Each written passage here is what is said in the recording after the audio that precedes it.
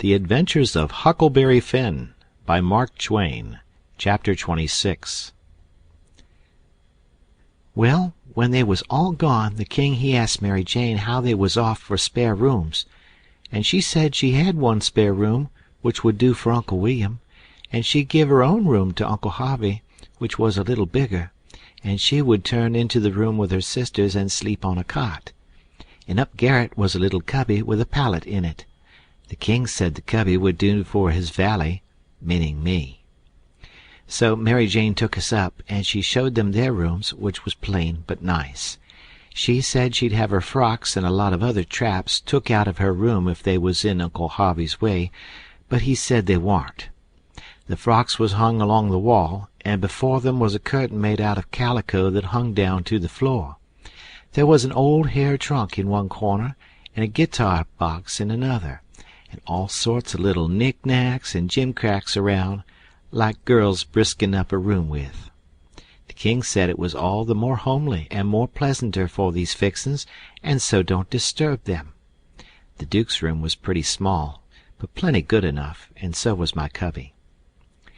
That night they had a big supper, and all them men and women was there, and I stood behind the king and the duke's chairs and waited on them, and the niggers waited on the rest.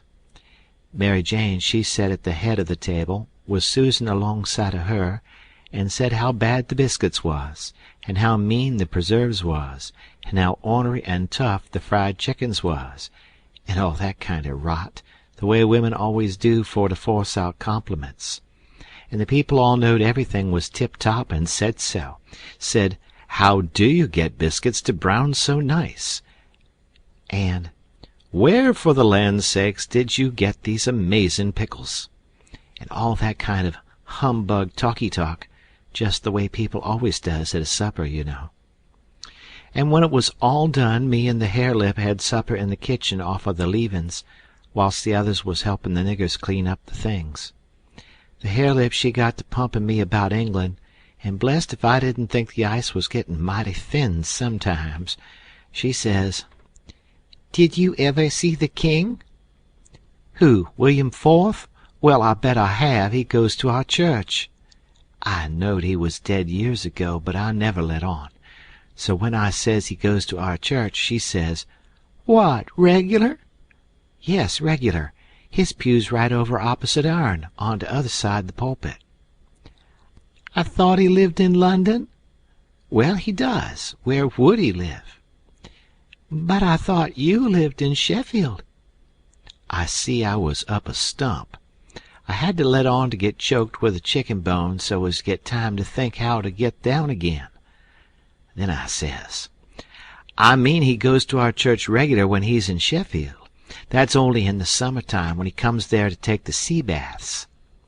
"Why, how you talk! Sheffield ain't on the sea." "Well, who said it was?" "Why, you did." "I didn't nuther." "You did." "I didn't." "You did." "I never said nothin' of the kind." "Well, what did you say then?" "Said he come to take the sea baths. That's what I said." "Well, then, how's he going to take the sea baths if it ain't on the sea?" "Looky here," I says, "did you ever see any Congress water?" "Yes." "Well, did you have to go to Congress to get it?" "Why, no." "Well, neither does William IV have to go to the sea to get a sea bath." "How does he get it, then?" "Gets it the way people down here gets Congress water, in barrels. There in the palace at Sheffield they've got furnaces, and he wants his water hot. They can't bile that amount of water away off there at the sea. They haven't got no conveniences for it." "Oh, I see now. You might have said that in the first place and saved time." When she said that, I see I was out of the woods again, and so I was comfortable and glad. Next she says, "Do you go to church too?" "Yes, regular." "Where do you sit?" "Why, in our pew." "Whose pew?" "Why, our'n, your Uncle Harvey's." "His'n? What does he want with a pew?" "Wants it to set in. What did you reckon he wanted with it?" Why, I thought he'd be in the pulpit." "Right him, I forgot he was a preacher. I see I was up a stump again, so I played another chicken bone and got another think. Then I says, 'Blame it, do you suppose there ain't but one preacher to a church?' "'Why, what do they want with more?' "'What, to preach before a king? I never see such a girl as you. They don't have no less than 17. "'17! My land! Why, I wouldn't set out such a string as that, not if I never got to glory. It must take 'em a week.' "'Shucks, they don't all of 'em preach the same day, only one of 'em.' "'Well, then, what does the rest of 'em do?' "'Oh, nothing much. Loll around, pass the plate, and one thing or another, but mainly they don't do nothing.' "'Well, then, what are they for?' "'Why, they're for style. Don't you know nothing?' "'Well, I don't want to know no such foolishness as that. How is servants treated in England? Do they treat 'em better'n we treat our niggers?' "'No. A servant ain't nobody there. They treat 'em worse than dogs.' "'Don't they give 'em holidays the way we do? Christmas and New Year's week and 4th of July?' "'Oh, just listen. A body could tell you hain't ever been to England by that. Why, why, Joanna, they never see a holiday from year's end to year's end. Never go to the circus, nor theater, nor nigger shows, nor nowheres.' "'Nor church?' "'Nor church.' "'But you always went to church.' "'Well, I was gone up again. I forgot I was the old man's servant. But next minute I whirled in on a kind of an explanation how a valet was different from a common servant, and had to go to church whether he wanted to or not, and set with the family, on account of its being the law. But I didn't do it pretty good, and when I got done I see she warn't satisfied. She says, "'Honest Injun, now, hain't you been telling me a lot of lies?' "'Honest Injun,' says I. "'None of it at all?' "'None of it at all. Not a lie in it,' says I. "'Lay your hand on this book and say it.' I see it warn't nothing but a dictionary, so I laid my hand on it and said it. So then she looked a little better satisfied and says, "'Well, then, I'll believe some of it, but I hope to gracious if I'll believe the rest.' "'What is it that you won't believe, Joe?' says Mary Jane, stepping in with Susan behind her. "'It ain't right nor kind of you to talk so to him, and him a stranger and so far from his people. How would you like to be treated so?' "'That's always your way, Mame, always sailing in to help somebody before they're hurt. I hain't done nothing to him. He's told some stretchers, I reckon, and I said I wouldn't swallow it all, and that's every bit and grain I did say. I reckon he can stand a little thing like that, can't he?' "'I don't care whether 'twas little or whether 'twas big. He's here in our house and a stranger, and it wasn't good of you to say it. If you was in his place it would make you feel ashamed, and so you oughtn't to say a thing to another person that will make them feel ashamed.' "'Why, Mame, he said—' "'It don't make no difference what he said. That ain't the thing. The thing is for you to treat him kind, and not be saying things to make him remember he ain't in his own country and amongst his own folks.' I says to myself, this is a girl that I'm letting that old reptile rob her of her money. Then Susan, she waltzed in, and if you'll believe me, she did give Harelip hark from the tomb. Says I to myself, and this is another one that I'm letting him rob her of her money.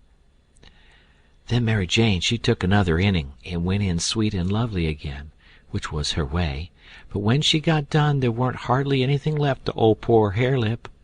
So she hollered. "'All right, then,' says the other girls. "'You just ask his pardon.' She done it, too, and she done it beautiful. She done it so beautiful it was good to hear, and I wished I could tell her 1,000 lies so she could do it again. I says to myself, this is another one that I'm letting him rob her of her money, and when she got through they all just laid theirselves out to make me feel at home and know I was amongst friends. I felt so ornery and low down and mean that I says to myself, my mind's made up. I'll have that money for them or bust. So then I lit out. For bed, I said, meaning some time or another. When I got by myself, I went to thinking the thing over. I says to myself, shall I go to that doctor, private, and blow on these frauds? No, that won't do. He might tell who told him. Then the king and the duke would make it warm for me. Shall I go private and tell Mary Jane? No, I dasn't do it. Her face would give them a hint, sure. They've got the money, and they'd slide right out and get away with it. If she was to fetch in help, I'd get mixed up in the business before it was done with, I judge. No, there ain't no good way but one. I got to steal that money somehow, and I got to steal it some way that they won't get suspicion that I done it. They've got a good thing here, and they ain't a-going to leave till they've played this family and this town for all they're worth.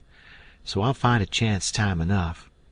I'll steal it and hide it, and by, when I'm away down the river, I'll write a letter and tell Mary Jane where it's hid. But I better have it tonight if I can, because the doctor maybe hasn't let up as much as he lets on he has. He might scare them out of here yet. So, thinks I'll go and search them rooms. Upstairs the hall was dark, but I found the Duke's room and started to paw around it with my hands. But I recollected it wouldn't be much like the king to let anybody else take care of that money but his own self. So then I went to his room and begun to paw around there. But I see I couldn't do nothing without a candle, and I dasn't light one, of course. So I judged I've got to do the other thing, lay for them and eavesdrop. About that time I hears their footsteps coming, and was going to skip under the bed. I reached for it, but it wasn't where I thought it would be. But I touched the curtain that hid Mary Jane's frocks, so I jumped in behind that and snuggled in amongst the gowns, and stood there perfectly still. They come in and shut the door, and the first thing the Duke done was to get down and look under the bed. Then I was glad I hadn't found the bed when I wanted it. And yet, you know, it's kind of natural to hide under the bed when you're up to anything private. They sets down then, and the king says, Well, what is it? And cut it middlin' short, because it's better for us to be down there a-whoopin' up the mornin' than up here givin' 'em a chance to talk us over. Well, this is it, Capet. I ain't easy, I ain't comfortable. That doctor lays on my mind. I wanted to know your plans. I've got a notion, and I think it's a sound one. What is it, Duke? That we better glide out of this before 3 in the mornin' and clip it down the river with what we've got. Especially seeing we got it so easy, given back to us, flung at our heads, as you may say, when of course we allowed to have to steal it back. I'm for knocking off and lighting out. That made me feel pretty bad. About an hour or two ago it would have been a little different, but now it made me feel bad and disappointed. The king rips out and says, What? And not sell out the rest of the property? March off like a passel of fools and leave $8,000 or $9,000 worth of property laying around just sufferin' to be scooped in? And all good saleable stuff, too. The Duke, he grumbled, said the bag of gold was enough, and he didn't want to go no deeper, didn't want to rob a lot of orphans of everything they had. Why, how you talk, says the king. We shan't rob them of nothing at all but just this money. The people that buys the property is the sufferers, because as soon as it's found out that we didn't own it, which won't be long after we've slid, the sale won't be valid, and it'll all go back to the estate.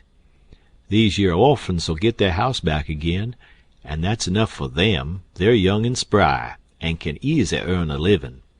They ain't a-goin' to suffer. Why, just think, there's thousands and thousands that ain't nigh so well off.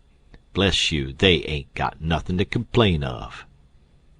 Well, the king he talked him blind, so at last he give in and said all right, but said he believed it was blamed foolishness to stay and that doctor hanging over them. But the king says, "Cuss the doctor! What do we care for him? Hain't we got all the fools in town on our side? And ain't that a big enough majority in any town?" So they got ready to go downstairs again. The Duke says, "I don't think we put that money in a good place." That cheered me up. I'd begun to think I warn't going to get a hint of no kind to help me. The king says, "Why?" "Because Mary Jane'll be in mourning from this out, and first you know, the nigger that does up the rooms will get an order to box these duds up and put 'em away. And do you reckon a nigger can run across money and not borrow some of it?"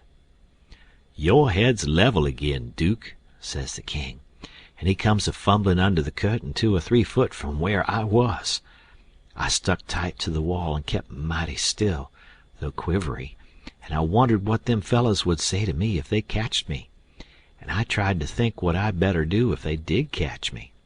But the king he got the bag before I could think more than about half a thought, and he never suspicioned I was around. They took and shoved the bag through a rip in the straw tick that was under the feather bed, and crammed it in a foot or 2 amongst the straw, and said it was all right now, because a nigger only makes up the feather bed, and don't turn over the straw tick only about twice a year, and so it warn't in no danger of getting stole now. But I knowed better. I had it out of there before they were halfway downstairs. I groped along up to my cubby, and hid it there till I could get a chance to do better. I judged I better hide it outside of the house somewheres, because if they missed it they would give the house a good ransacking. I knowed that very well. Then I turned in, with my clothes all on, but I couldn't have gone to sleep if I'd have wanted to, I was in such a sweat to get through with the business. By and by I heard the king and the Duke come up, so I rolled off my pallet and laid with my chin at the top of my ladder, and waited to see if anything was going to happen, but nothing did. So I held on till all the late sounds had quit and the early ones hadn't begun yet, and then I slipped down the ladder. End of chapter.